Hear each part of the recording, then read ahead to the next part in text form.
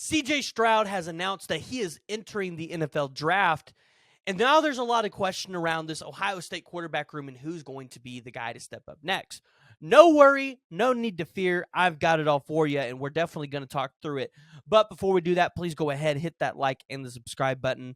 Let me know what you all are thinking down in the comments below.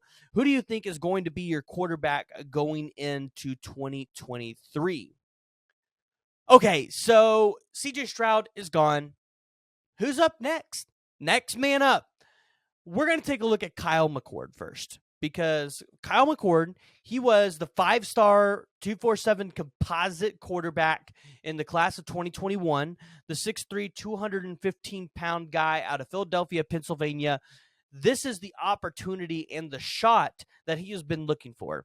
He will be a junior going into 2023, so he will have plenty of experience sitting behind one of the top 3 best quarterbacks in the NFL draft this year.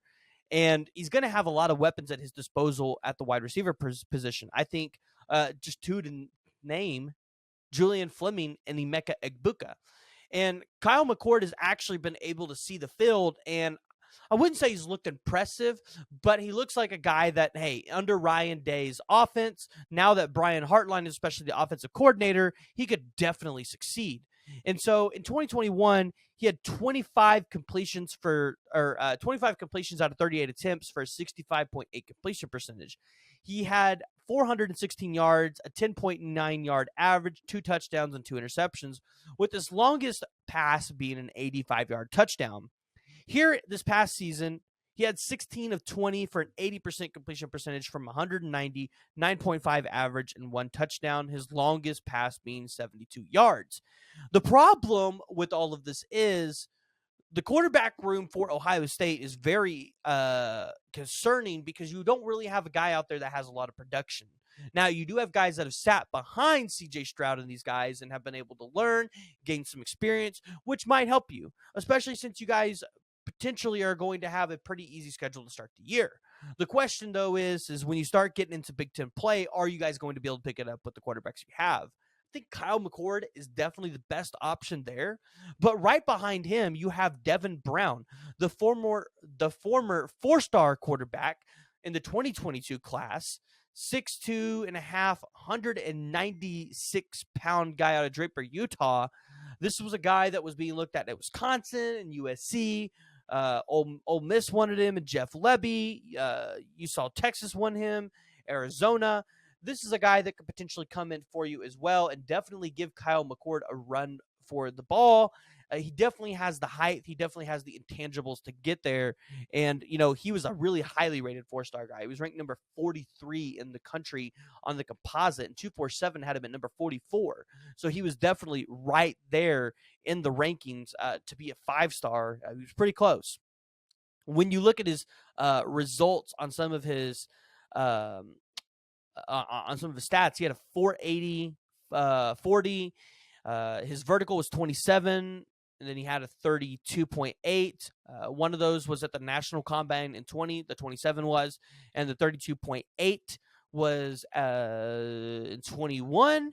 And then his wingspan is 74 inches, and his hand is 9.84. The deal is, a lot of people, especially 247, specifically Blair Angulo, he's comparing him to Sam Darnold. Due to his wiry frame, he does say he needed to add muscle mass, but he's probably got that. Ultimately, the guy's a dynamic quarterback, right? He is going to be able to challenge Kyle McCord for that starting spot. But right behind him, you have Lincoln Kienholz. I hope I said that right. Kienholz. He is here in the class of 2023, the 6'3", 185-pound guy out of South Dakota. Ultimately, I don't think you see this guy start right away, but it could potentially be an option if you absolutely need it, and he's able to come in and show out Kyle McCord and these guys in the offense. When you look at his high school stats, he had 851 pass attempts, 504 completions, almost 9,000 yards, 89-44.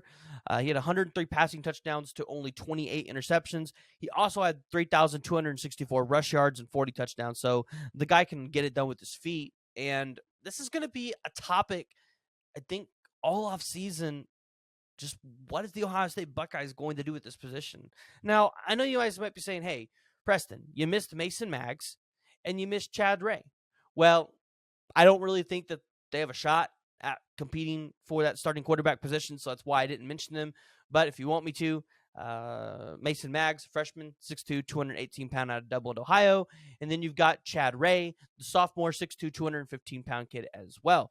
So it's definitely going to be interesting to just kind of see what Ohio State does here. Do they potentially try to dip into the portal and get someone a little bit more experienced if they can?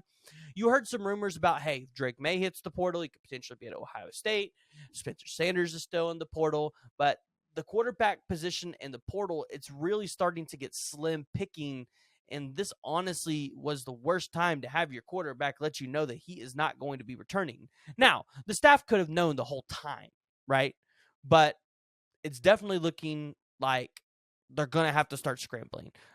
Options out there in the portal. You've got Walker Howard, the kid out of LSU. He hit the portal. You've also got the former 5-star Sam Heward out of Washington. He's still there.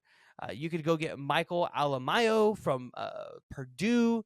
So there are options. They just necessarily aren't a home run option like you might have had at the beginning of the season with maybe a Sam Hartman, or if you would have had with Shedeur Sanders or somebody like that. I know you say, oh, with Shedeur Sanders, we wouldn't have ever had a shot. Listen, you never know.